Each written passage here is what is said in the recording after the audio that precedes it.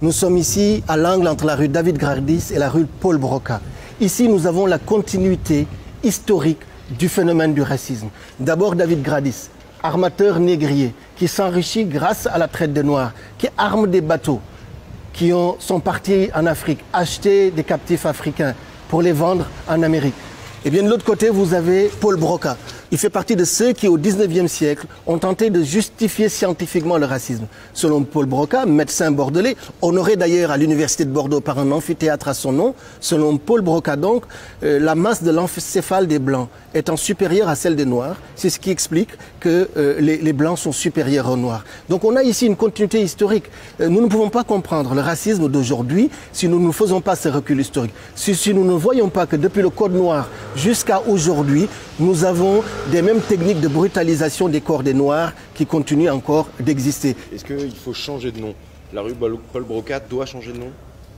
Pour nous, le changement de nom, la débaptisation ou bien des panneaux explicatifs, tout sauf l'indifférence.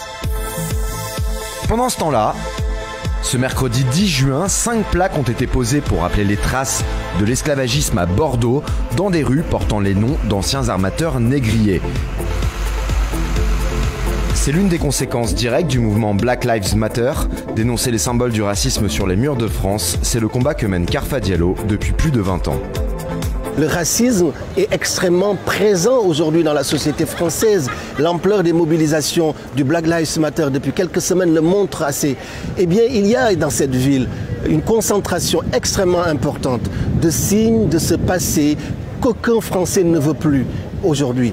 Il y a une vingtaine de rues, de places qui honorent effectivement des personnalités dont la fortune, dont la prospérité s'est faite sur les Africains et sur leurs descendants. Vous avez aussi ici sur cette place ce qu'on appelle des mascarons créoles.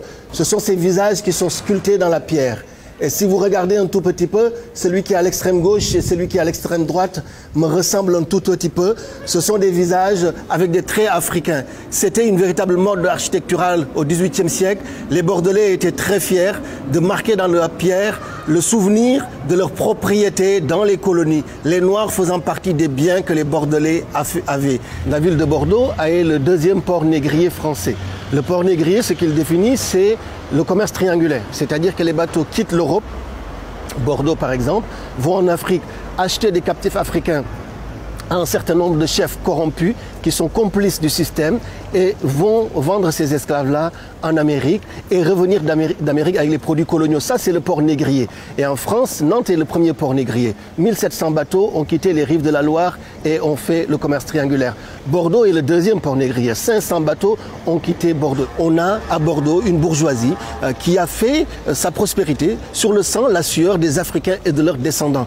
Et c'est une bourgeoisie qui a eu beaucoup de mal à reconnaître ce passé-là, à faire sa place dans les référents culturels, dans les référents politiques, en termes d'intégration et de lutte contre les discriminations. C'est une question qui a très longtemps été taboue à Bordeaux, d'autant plus que dans la traite négrière, on peut identifier qui sont les négriers, mais Bordeaux a surtout été un port colonial. Et dans le cadre du commerce colonial, c'est toute une ville qui s'enrichit. Et donc c'est globalement beaucoup d'une partie de la population qui a bénéficié de ce commerce. Et donc il est très difficile d'identifier précisément qui a fait quoi. Et donc il y avait une chape de plomb, une responsabilité un peu collective, une culpabilité sur la ville. Et donc progressivement, les habitants et la municipalité ont avancé sur ces questions. Et aujourd'hui, on peut dire que le déni est levé. À l'image de la statue du marchand négrier anglais Edward Colston, renversé à Bristol, les symboles des personnages accusés de racisme sont dénoncés partout dans le monde. Il y a un aspect que nous n'avons pas suffisamment pris en compte, un aspect que ces mobilisations contre les violences policières et contre le racisme est en train de prendre en compte, c'est l'aspect de la trace et des symboles du racisme sur l'espace public. C'est fondamentalement l'espace public qu'il faut aujourd'hui décoloniser. Des rues comme Bordeaux, ici, des villes comme Bordeaux, des villes comme Nantes, comme La Rochelle, comme Le Havre, un quartier comme Biarritz, un quartier comme la Négresse à Biarritz. Toutes ces villes françaises sont des villes aujourd'hui qui portent les traces du racisme. Pendant des décennies et des décennies, nous avons accepté que ces symboles du racisme continuent à exister dans nos villes. Eh bien, cette jeunesse française aujourd'hui, cette jeunesse du monde, elle comprend véritablement que la décolonisation, elle passe aussi par ces symboles du racisme sur les murs de nos villes. On l'a vu en Martinique, En Martinique, des jeunes militants ont déboulonné les statues de Victor Schœlcher. On l'a vu à Bristol avant-hier. Des militants ont également déboulonné la statue d'Edward Colston. On voit que partout, les jeunes du monde entier lèvent les yeux, regardent leurs murs, regardent les rues de leur ville et se rendent compte qu'ils n'avaient pas suffisamment regardé, qu'ils n'avaient pas suffisamment vu ces symboles du racisme, qu'ils veulent que ces symboles du racisme soient expliqués, que ces symboles du racisme soient débaptisés pour la plupart.